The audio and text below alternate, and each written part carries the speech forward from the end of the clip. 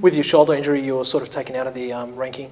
Yeah, I was out for a while because I fought with a broken shoulder in my last fight, and You fought with a broken shoulder. I had to. Yeah, I kind of had to. I was cornered, and Wow. I did. And how does that work? How do you? I just gotta bite you. You gotta bite your tongue, man. You gotta bite your bottom lip and fight.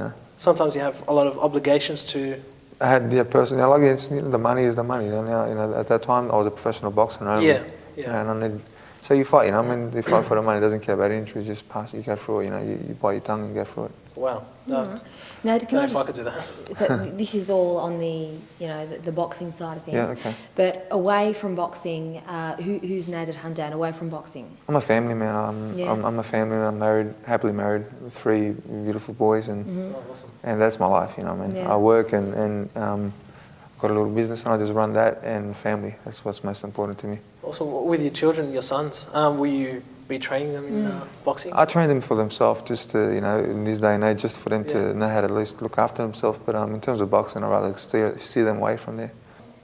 Okay, so Nader, you were expressing earlier on that you're pretty much looking at the last stage of your boxing career. So given that that comes to an end or to a close, what is it that you want to pursue with? I'd still like to do a little bit with the youth. I still like to work with the youth because, like I said, I can connect with them in a certain way. And I don't want them to go where I went, before they learn a lesson. I think I'd rather them, before getting in deep trouble and going to a boys' home, I'd rather them just understand what's out there. And also, I'd like to help people guide them closer to religion, because I think that's a salvation for us all.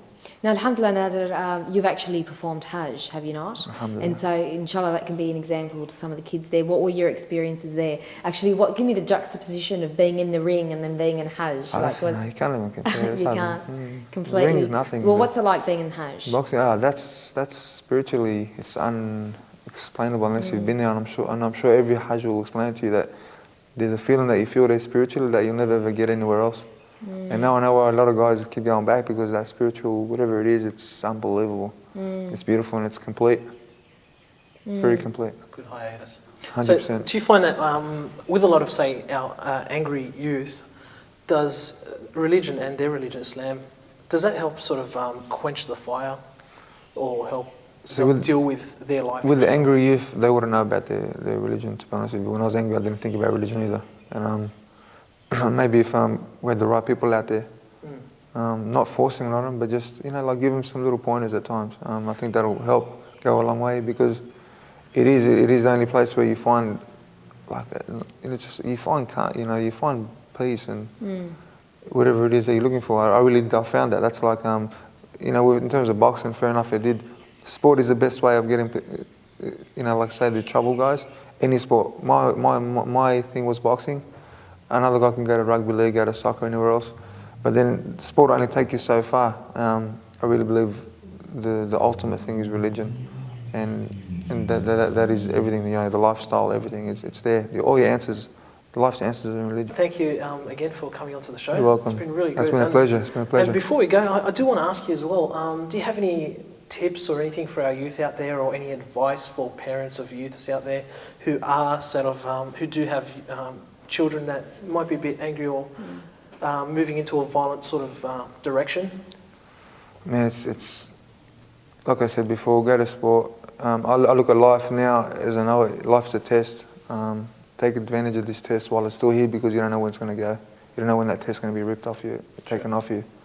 Pass that test. That's what it's all about.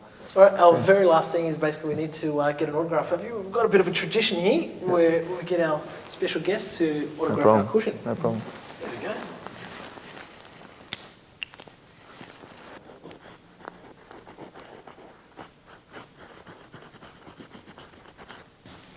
There you go, mate. That was awesome. Thank you so much, Ned. You're welcome. And, it's been really great having you on the show. Definitely you. a lot there for our audience. Yeah, I'm sure a lot of people are going to benefit from what you've had to say.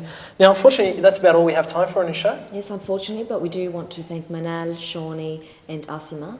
And also, thanks for you guys for watching. Yeah, the guys watching, thanks a lot for that, guys. Inshallah, we'll see you again. Assalamu alaikum. Assalamu alaikum.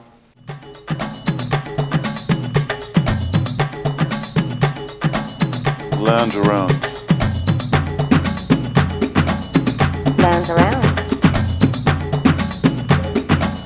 Lounge around. Lounge around. Lounge around. Lounge around. Lounge